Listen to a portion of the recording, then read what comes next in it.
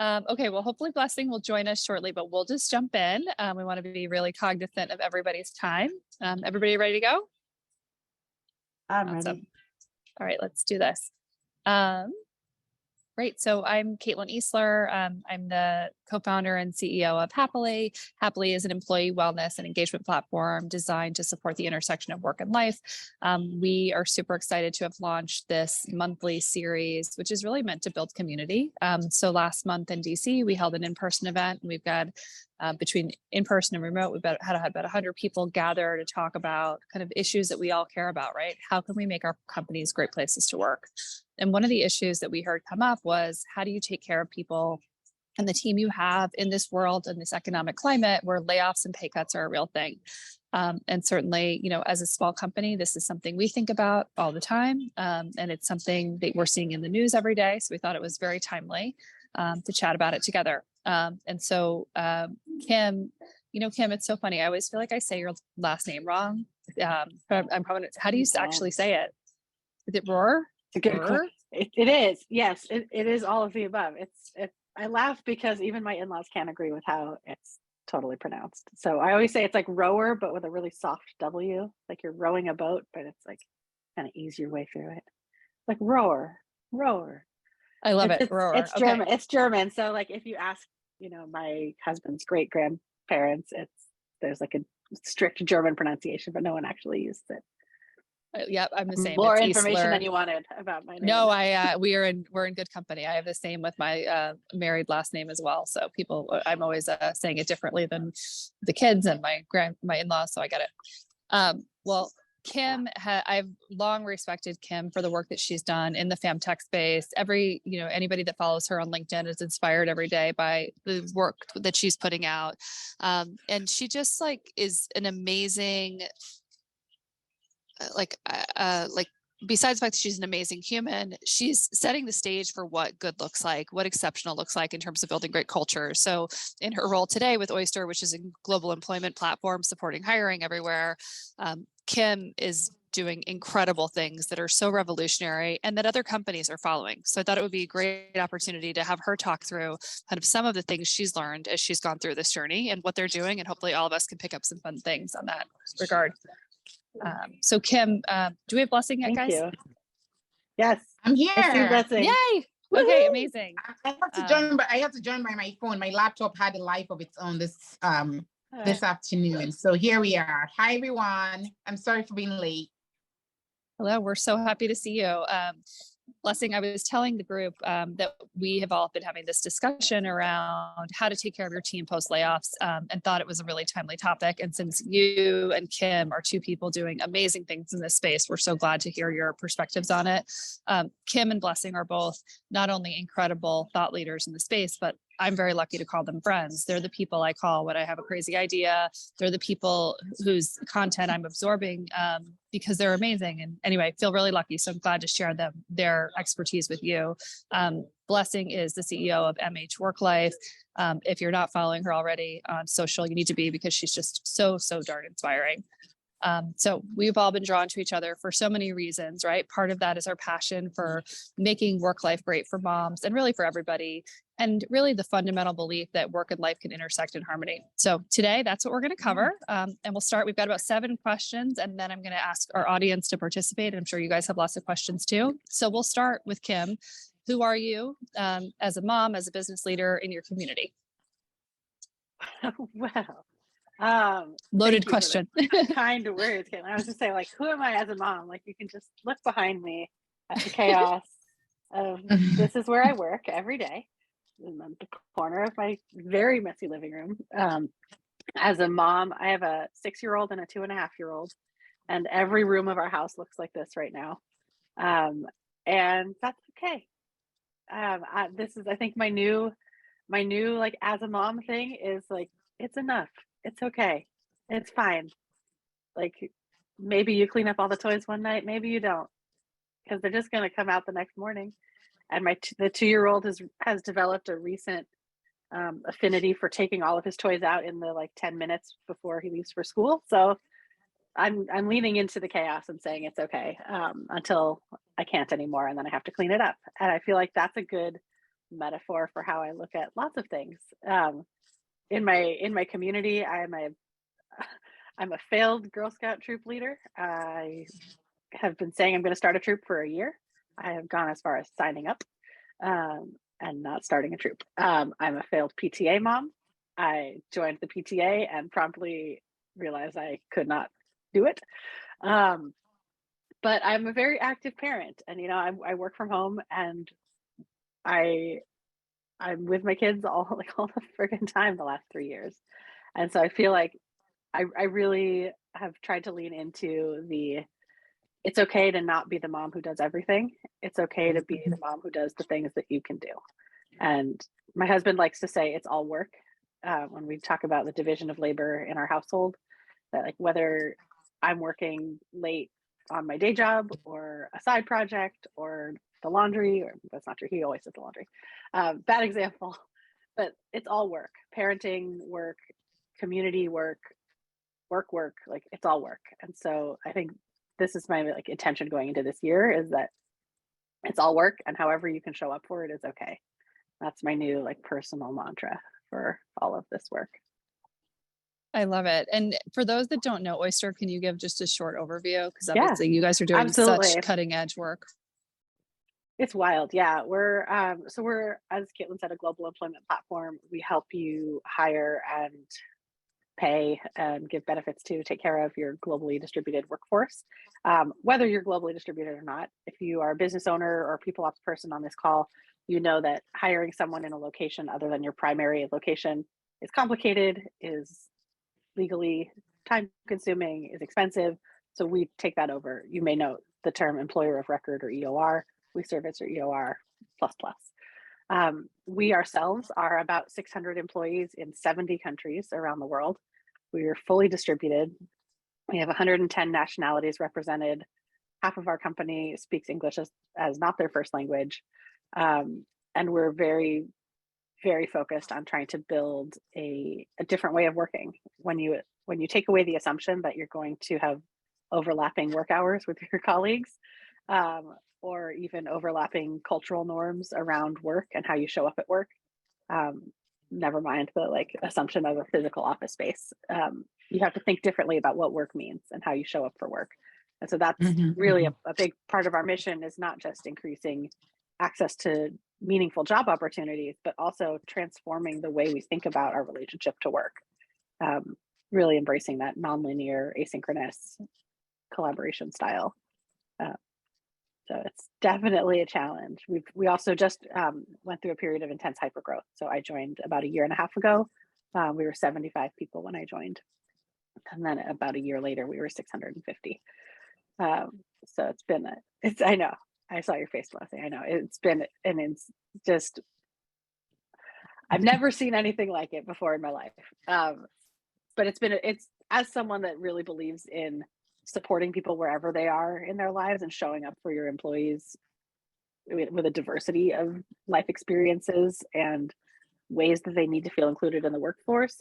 It's really nice to have this forcing function of I can't rely on the crutch of we're all in an office together. It's you have to work harder and more intentionally at this stuff. So I love it. Embracing the challenge. And Kim, I'm sure you'll touch on this later, but just for anybody, Oyster puts out incredible thought leadership in terms of how to do life in this new world of work. So definitely worth following along. We open source as much as we can, as quickly as we can. So if you look at our website, there's a bunch of resources that are just free, public. We try to build in public and open source as much as we can, because rising tides lifting the ships and all. Yeah, it's amazing. I love it. Blessing. Dream human. Hi, everyone. Who are you? I'm Blessing Adesiyan. I'm the founder and CEO of MH Worklife. We are a platform that is revolutionizing the future of care at work. So a lot of what we do is about elevating care in the workplace. And we started off as a community for mothers. And it's just kind of funny, even to me, looking back at our evolution and how we've sort of, we continue to embrace care in the workplace. When we started talking to moms about, how do we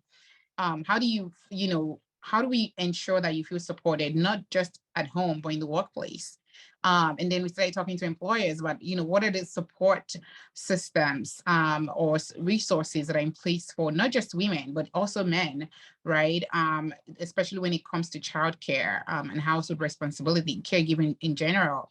And what we found was that, work is just not working for women. And until work for women, we're all literally just spinning our wheels. And so it became clear that our issue wasn't about, we were bringing women together, and just what we found was that we kept talking to ourselves. And I said, you know what? No, that's it. We're no longer talking to ourselves. We need to start talking to men. We need to make this a man's problem, and we need to make this a workplace problem. And so we started talking to men about, their role in the household, and how, the home is the most important organization, like my friend Eve Rotsky would say. And so how do we elevate care, not just in the workplace, but at home for men, right? And then elevate care in the workplace for women. So it was this symbiotic relationship that we felt needed to happen. And luckily, that resonated with a lot of people. And so one of the first challenges that we decided to tackle was, in the employee benefit space, because we found out from a lot of moms, especially we had 5,000 moms take our survey, and they said, look, the workplace is actually helping, but the reality is that we are not feeling that value. There's this exchange of value that is happening, but it's happening between the workplace and 50 or 60 plus benefits. And so it became very clear that some benefits are not working, right? So some benefits are very surface level, they're not equitable, it's not for everyone, it's not flexible, it's not accessible. And so part of the work we do is, one, supporting amazing employee benefits, like Athlete, right? Elevating the work that they do, because that is fair, that is equitable, that is accessible, and inclusive, right? And then saying, okay, what other benefits are not working, right? Whatever benefits we feel is not equitable, is not flexible, it's not accessible, how do we collapse those benefits and place those specific ones into a wallet so that employees can access what they need whenever they need it? And it's something that, I call it the platinum rule for care. The golden rule is, let's treat others the way we want to be treated. But the platinum rule is, let's treat others the way they want to be treated. So how do we take the guesswork, or take the guesswork out of employee benefits, and really place that in the hands of the employee, and say, how can you access what you need when you need it? And so that's one of the first things that we're tackling as a company when it comes to Blessing, sorry, sorry, friend, you're a little choppy for some reason. We've got some choppy audio. Let's see if we get her back. All right, well, she's working on that audio. I will just say also, Blessing keeps a lot of other humans alive as well. So she's doing a lot. And one of the most amazing things about her is how she does it with such honesty and authenticity. And I think she and Kim share that quality. They're willing to put what they're doing and how they're setting up life out into the public realm, really, so all of us can kind of get more comfortable with being real and authentic. So I really appreciate that. Kim, before we jump into the topic at hand around layoffs and cost cutting, one of the things that we believe is most important at Happily is making sure that people take care of themselves, because you can't take care of other people if you don't take care of yourself. What do you do to take care of yourself? Don't ask me that question, Caitlin. Even if it means you take a bath once a week, it doesn't have to be monumental. I mean, please, once a week. No, I joke. I mean, so it's. I laugh because it's been a very long time since I felt like I was doing things to take care of myself. What I've been doing recently is trying to, again, like this idea of like, it's enough, is it doesn't have to be a big thing. It doesn't have to be like I do my self-actualization retreat once a year or whatever. Like yesterday, I took a break in the middle of my morning and got a pedicure with a friend. I was like, I don't have any meetings this morning. I can go get a pedicure with my friend at the neighborhood nail salon. And like going to do that in the middle of a work day, like those are my little things that kind of treat me to self-care, because what I've realized is it's so much harder to do these things when you are parenting. Like it's a negotiation on the weekend. If I want to go take time to do something, my husband wants to take time to do something, we're always happy to support each other and do that. But it's putting work on someone else to take that time for yourself, which I don't know about other working moms, but I always have this guilt of like, I know you're happy to watch the kids while I go get a pedicure on a weekend, but I know that like that's an imposition of some sort, even though like it's not, right? Like there's like weird psychological shit going on.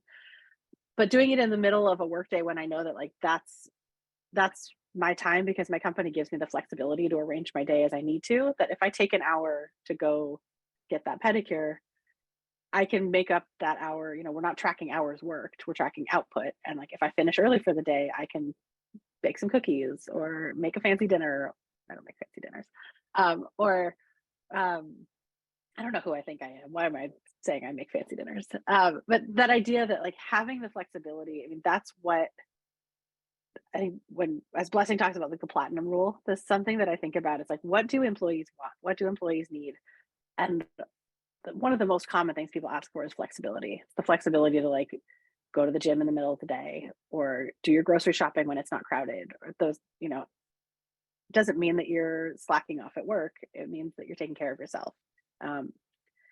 And yeah, the thing that I did that felt like either I'm going to be secretive about this or it's going to turn into a LinkedIn post, is a couple of weeks ago, the kids were sick, no one was sleeping, it was awful. And I didn't have any meetings that day. And by the middle of the day, I was really tired. I was like, you know what? I'm going to take a nap. I can take a nap. I don't have anything that's due on deadline right now. I don't have any meetings right now. Like, that should be okay. And like our CEO has publicly said, like, I don't care if you go see a movie in the middle of the day. I don't care if you take a nap in the middle of the day. Like, as long as you're getting your work done, your time is your time. And I was like, I've got to lean into this and, practice what I preach. And so it feels very weird if you're especially like in American hustle work culture, to give yourself permission to rest, especially to rest in the middle of a work day. So I'm trying to like find ways to sneak that taking care of myself in. There's no ritual. There's not like, I don't have time for a ritual of like every Saturday morning I have my cup of coffee to myself. No. That's good. And I appreciate the, the honesty. I think sometimes people think it has to be such a big thing. And, our team knows we're big on, we have public calendars and everybody sees like, I go to yoga. When we're fundraising, I go to yoga more because that's how I make it work. Or we go, you go on a hike. You do what you got to do. Yeah. Maggie does her morning walk. And like, I think that the more we normalize the fact that we're humans, it doesn't mean we're not working hard. It just means you're also taking care of yourself and finding whatever those ways are. Blessing, how do you take care of yourself before we jump into the question at hand? Oh, you're muted, friend. Yeah, I don't think it's similar from honestly what everybody does. I tend to get enough sleep, so I can't function if I don't get sleep. So I try to prioritize, if I can't get my 7 hours of sleep for whatever reason, whether it's because I walk through the night, I will take naps. People still forget that I have a baby. Like I literally have a 15-month-old. And so like, I get like, she wakes up at night. That's when she wants to like, chat about, a new words. And I'm like, girlfriend, now is not a time for me to know that you can now say, yeah. So in any case, for me, it's, prioritizing sleep. And I think that is really and truly the big, one of my secret weapon, because once I get enough sleep, I can do anything. And so, taking care of myself is important to me, not just for me, but also for my family, right? And for my employees to also see that I am prioritizing this. We've had situations where I cancel a meeting because I'm like, this meeting is happening at 10 a.m. and I just drop off my kids. I still need to go back to bed. Like I really still need to go back to bed. And so, our work is not based on how many hours you clock in. Our team is 100% remote.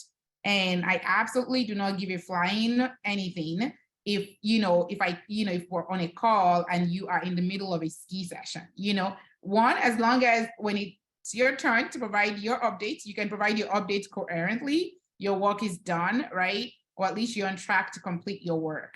So we have basically always operated as a results-based organization. It's all based on performance. It's all based on quality and timely deliverable of, of all the things that we've committed to, right? So, and a lot of time before anyone even commits to anything, we're like, can you do this work, right? Because there's a difference between, you have this role or you have this responsibility, and then there's a difference between that and can you actually get this deliverable done? Or do we need support? Do we have the right expertise in the room to get this done? So that's a lot of how we take care of ourselves, not just on the self-care side, but even on the work side, making sure that the work is fit for the person. So that, because a lot of time, what I always say, my mantra is the quality of our work determines the quality of our lives.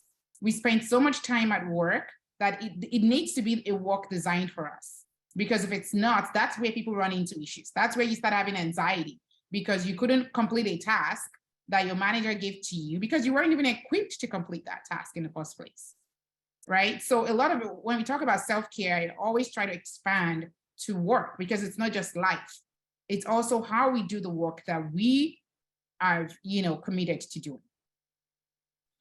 I love it. Thank you. Well, it feels like the perfect day, Valentine's Day, Galentine's Day, Happy Love Each Other Day, for people to be hearing from two leaders who just care so deeply about the world. So this topic of what are you doing now to take care of your team post layoffs and pay cuts, and I know you've both posted very publicly about your dislike for how some companies have treated people. Tell us about this moment. How do you feel about this moment? And then we've got a bunch of questions to follow on to that. Yeah, I mean, this moment sucks, right? Like, this is a hard moment, and I think it's easy on the one side to look at it to like, well, every decade or so, like there's a cycle, and there's call back to the last recession or the last big waves of layoffs that hit tech companies and the world, but like that doesn't change the fact that in this moment, this is a really hard time for a lot of people, for industries as a whole. Like it's hard for a lot of people right now. And so just, I think something that we learned at Tend Lab was that if you don't acknowledge the pain, you can't move forward into solutions. And so I try really hard to avoid what, like, in myself is like the fixer helper nature. I'm an Enneagram 2. I'm like I don't know if there's any Enneagram people out there. Like, I want to fix things. I want to help. I want to jump in and find solutions right away. And that's not always the best thing when you're dealing with people who are going through traumatic events, and being laid off is a traumatic event. And recognizing that everyone is in different circumstances in their lives. And at Oyster, we always try to lean into the human centricity and what does it mean to be a human going through this experience right now. That doesn't mean you can't focus on the business need, right? You have to do what's going to make the business be able to continue operating, but you have to look at the lens of who this is impacting and how this is impacting them, and meet them where they are to support. And that's what I think is, companies don't think it's possible to do that on a large scale, but it's really pretty simple. You don't have to do individualized one-on-one career coaching sessions, but your messaging and the way you deliver and the resources you provide. I mean, I was just talking with my boss about this recently, that like we provided what in my experience, this is the fourth I've gone through a restructuring or layoff type of event with a company where I've been on the HR side. And this is the most I've ever been able to do in terms of resources, support systems, job placement services, like all of these things that help support people through that transition. To your point, Lucy, about like helping people on the other side. And we were letting go of about 50 or so people, and we have a very small workplace team functioning to support them. And you expand that to like the Googles or the Amazons laying off tens of thousands of people, but they also have a lot bigger HR teams to be able to handle some of this stuff. So like, I don't think there's really an excuse for not meeting the moment where it is and seeing it as an opportunity to kind of to be a helper, the Mr. Rogers look around and find the helpers. Like, I want to be a helper. I don't want to just be like, well, this was the right thing for the business. I'm sorry and good luck. Like that's not helpful.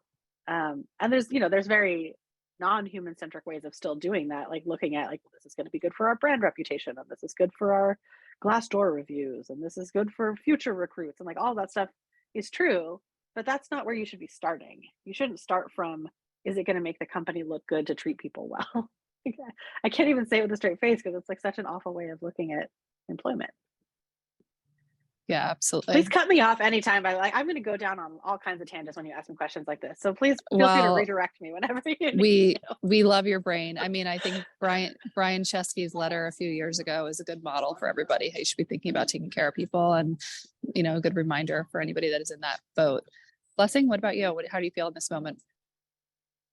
Honestly, I think that the layoffs, which I took very personally, especially because, like Kim said, it really isn't as hard as we think it is, especially, for companies of any size.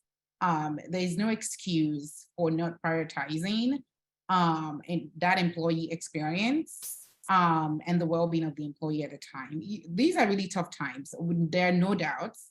We have, major market headwinds, recession, there's high cost of goods and services, the whole 9 yards. So it's really a tough time for companies because they have to manage all this overhead costs, they have to report to their shareholders. There's so many different nuances that even we are not aware of, right? That is going on in those back channels. But at the end of the day, these are also tough times for people. So when we apply this kind of broad strokes to everyone and say, yep, everyone is laid off, this amount of people are laid off, and today's your last day. And I don't think it was the fact that they were laid off. And I think that's where Kim and I are aligned. It wasn't, a lot of people still got their severance packages, for example. So it wasn't about, the fact that they were laid off. It was also how it was done. And I think this is where, companies really need to be careful because going forward, it really won't matter, whether you are Google or you're Amazon, right? It is now going to be the social currency that you now have as a company to attract and retain, top talents.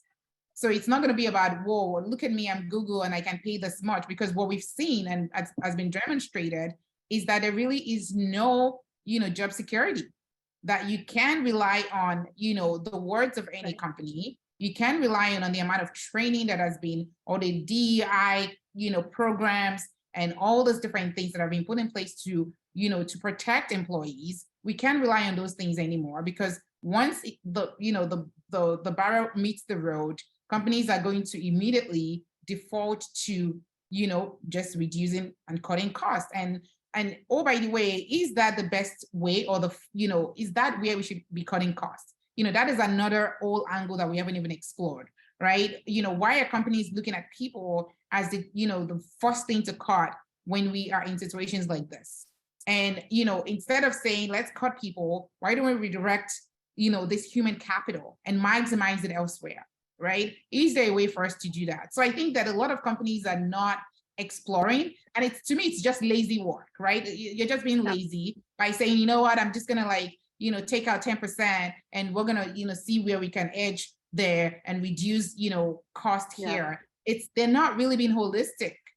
And what we're gonna find is, companies like Oyster who have said, who have really looked, taking that in-depth look to say, okay, where do we restructure? And oh, by the way, if we do need to lay off, how do we make sure that these people that leave can still come back if there are opportunities back in this company, right? And there's a path to return. I think that loop has not been created for a lot of companies. And so, I think one of the things that we saw was that people are actually, a lot of the people that were laid off, especially at Google, right? They had 10 years of experience, 15 years, 20 years of experience. And that was literally the reward for loyalty. And so when we sit here and we're like, oh my God, employees, let's support our employers, let's show up, let's put our best foot forward, let's do X, Y, and Z. I mean, we're just deceiving ourselves because at the end of the day, the employer is not holding up their own end of the bargain. Right? So I think that's where, Caitlin, I think that was where we saw the mismatch, is the words are not matching, the actions are not matching the words that, and oh, by the way, I never would have imagined that this would be happening in 2023, because I thought we had, sort of, especially with a lot of the DEI work that has happened in the last 3 years, I really thought that somehow we've been able to get companies to come to a place where things can be done in a way that seems fair, right? And allows employees to share their own opinion as well, be a part of the decision making before we get to a point where there's a broad stroke applied to everyone. Yeah. And Susan Hannell just put kind of this whole idea of offboarding people with dignity, right? Like nobody wants to lay off people, but when you do it, there's a way to do it with grace and treat people fairly. And I think that's really important for all of us to remember. I'm going to pivot us a little bit to the topic of, now you have a team, right, that's there. How do you make them feel safe? How do you make them feel connected? Obviously at Happily, like our goal is to help teams gather in healthy ways, right? And Blessing, you're selling a benefit that's around work-life well, it's supposed to make people's lives easier. And it's interesting because we hear from investors like, well, people aren't going to buy benefits right now. And I'm like, well, you're wrong. This is the time you need to invest in benefits, right? That are really going to bring the team you have together. And we're seeing it, right? We're seeing a huge uptick in customers wanting to roll out something new because they care about their team and they want to show them. Like, what are you guys seeing? Or do you have any suggestions on what people could do, that whether it's a benefit or a no-cost solution? Yeah, I mean, I'll speak to the no-cost solution since I'm in a no-budget situation at the moment. There's a lot that you can do. I know. Same.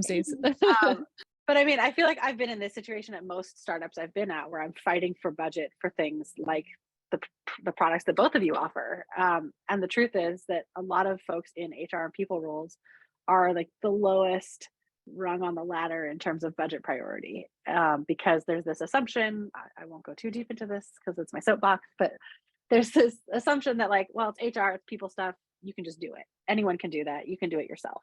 And it's obviously not that situation, but when it comes to programming, I try to see the challenge of, okay, I have no budget, but here's the problem in front of me. What are the things that I can do where I can create the kernel and then like scale that out versus me trying to do everything myself. So we talk about, we joke about like Kim as a service. What does that look like? What is my colleague Adesiyan, who's our who does our manager enablement? What does Adesiyan as a service look like? What does it look like for him to not need to support 120 managers one-on-one every day, but to create things that will enable those managers to be like carriers of that work, and to be where we can create a program that's scalable, because that's where you really need to lean on leaders across your company, whether those are official department heads, managers, team leads, whatever, or just people who want to step up and be leaders. Like we talk a lot about leadership is not a title. Leadership is how you show up. And I just shared something on LinkedIn today that I just learned that our sales team does these awards where like this woman on our team, Brittany, won an award, and the award that she won was a video recorded motivational pep talk from our VP of global sales.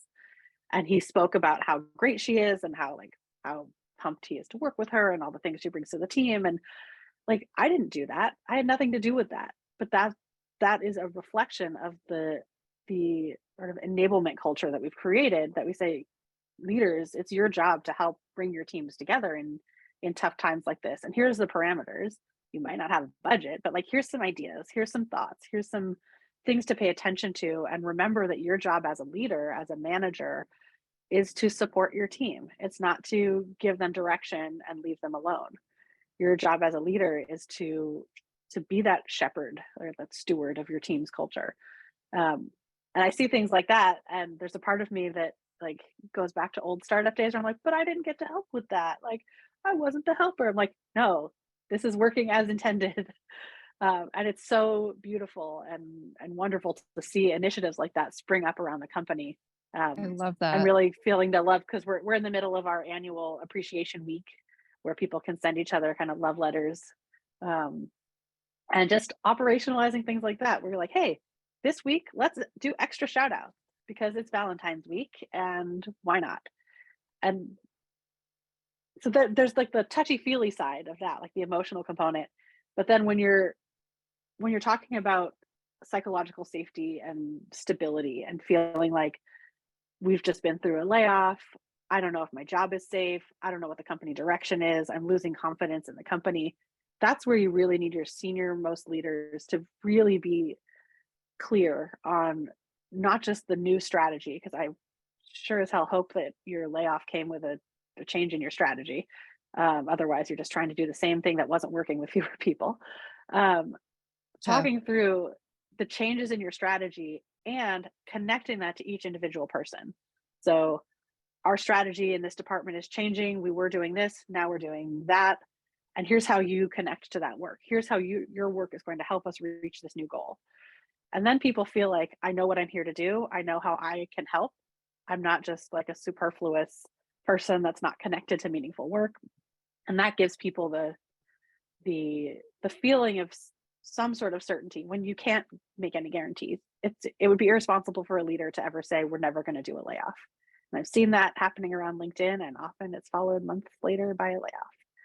And like, it's just, you don't want to freak people out and say like, we just don't know, but being really honest with people and saying, here are the milestones where we're going to check in.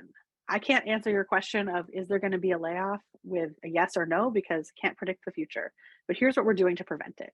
Here are the measures that we're going to take as the all steps to explore before we get to that point. So for us, it was budget cuts. It was freezing hiring. It was canceling a promotion and compensation review cycle. It was like, we're going to exhaust all of our options to keep things on track before we resort to cutting staff.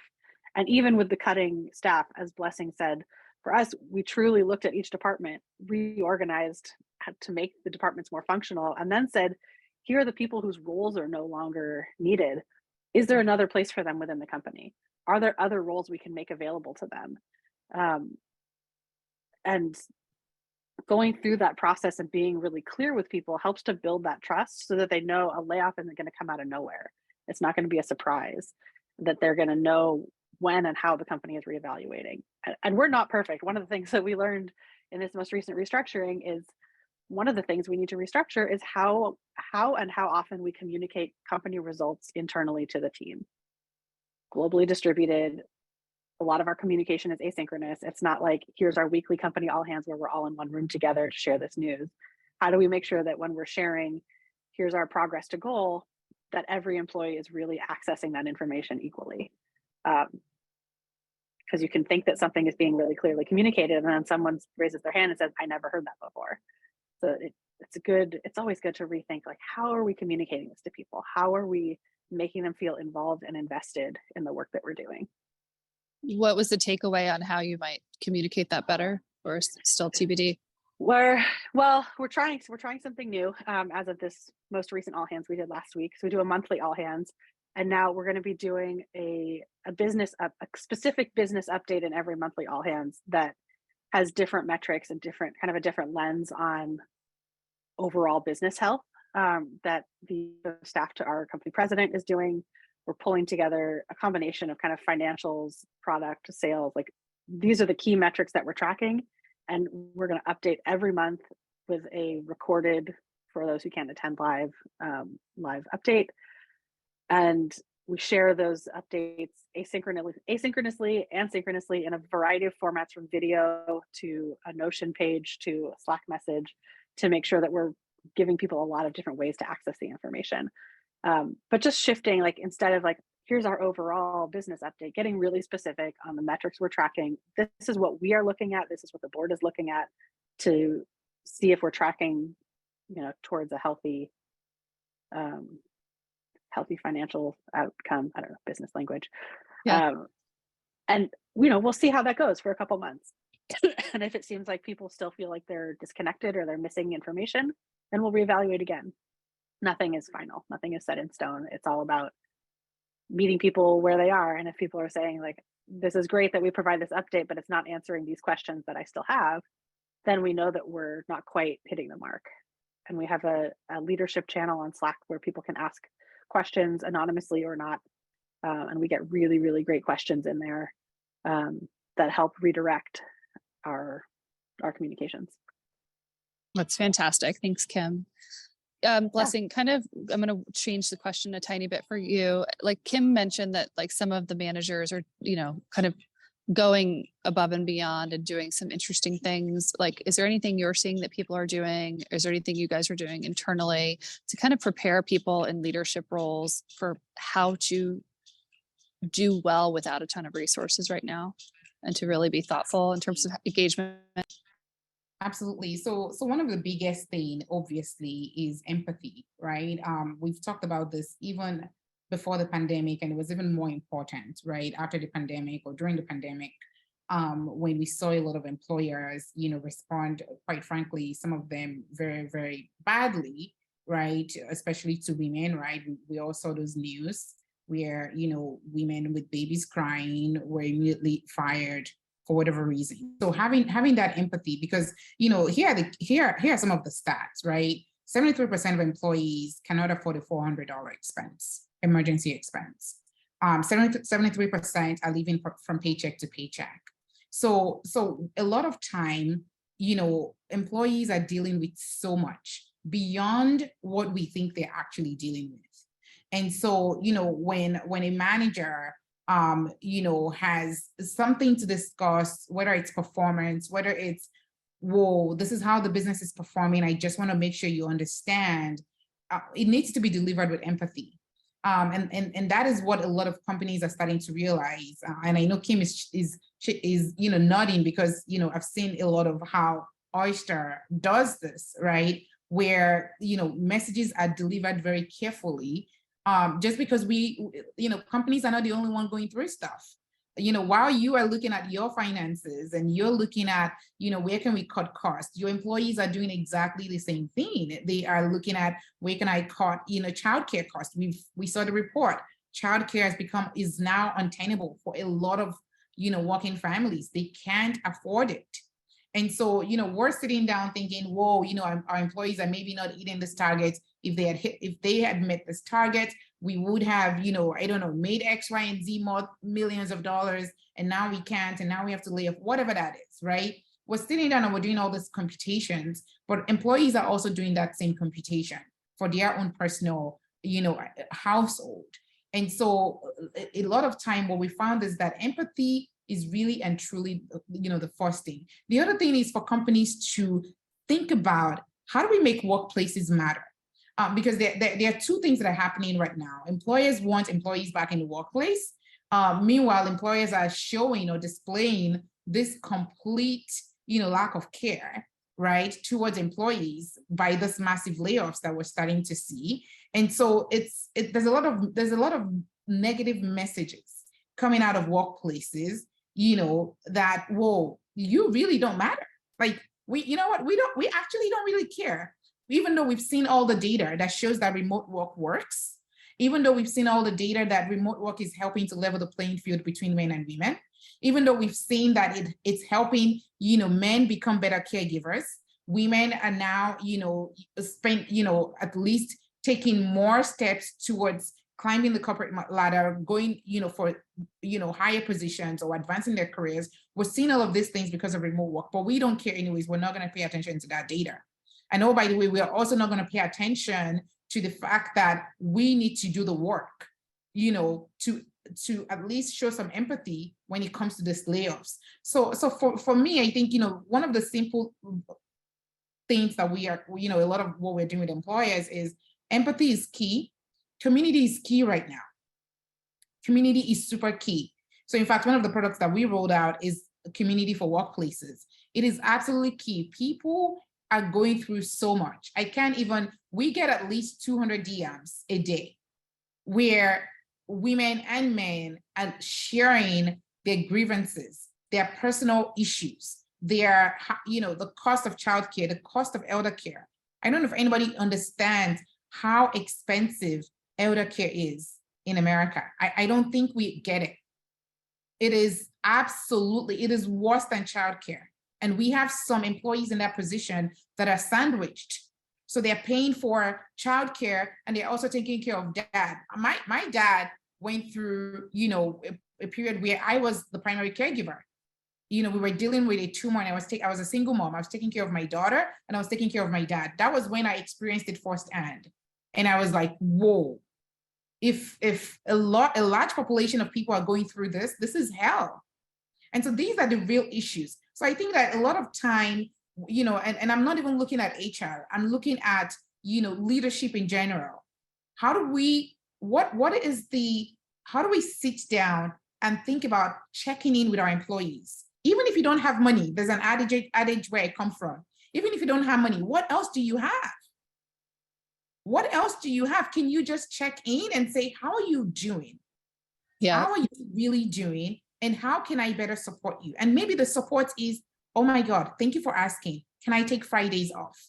Can I take half a day on Friday to take care of, my dad, to pick up my son for soccer practice? Maybe that's all that employee needs. What we have actually found when we polled a lot of people is people have various needs and varying needs. And so what matters to me doesn't matter to you. So even when we talk about benefits, we may offer money and maybe that's not what that person needs. We may offer, remote work, and maybe that person is actually happy to leave the house. So what we need to do is actually check in with people. It really doesn't cost much to say, we need to have a culture that allows us to create this one-on-one moments at a certain frequency where the employee is able to share deeply what they need to live their best life and do their best work. Absolutely. And Cassandra just asked in the chat, Blessing, something that really related to kind of your last event, right? Like for anybody that hasn't been to any of Blessing's events, you should go. They're worth every moment. Incredible opportunity to be in community with other people, right, that are trying to be problem solvers in the world. But the question Cassandra brought up, and you brought this up at your event, is how do we move forward? So we only have a couple minutes left. I'd love if people want to drop in the chat ideas of things that are working for them. Kim and Blessing, feel free to jump in with anything. What I'll tell you on our team, and I mean, part of our platform is we help teams volunteer together, which we believe is a low to no cost opportunity to really help build community. And we've made sandwiches together as a team, which is one of our favorite events to do. We've done that a couple of times. Sometimes we just go for a walk together, right? It doesn't cost money to get outside together. And I know that people are distributed, but generally there's somebody in your company that lives near you and there's a chance to connect live, and having that sense of community goes a long way. Blessing, Kim, anything? And in the chat, please, everybody share. I'd love to hear crowdsource some of these great ideas. I think transparency. I want to. Oh, sorry. Go, Blessing.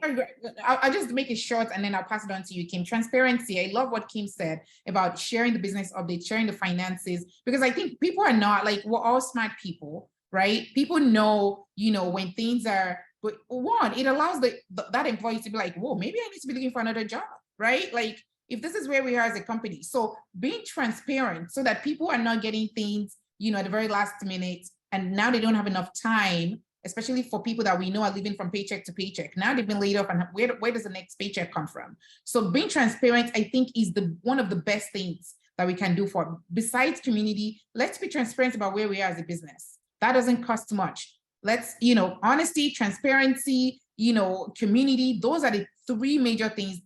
Adding empathy, and that goes with honesty, right? Those are the three major things that I think anyone can do. It doesn't cost any money. Let's do it so that people know exactly how they matter right now, where they stand in your organization.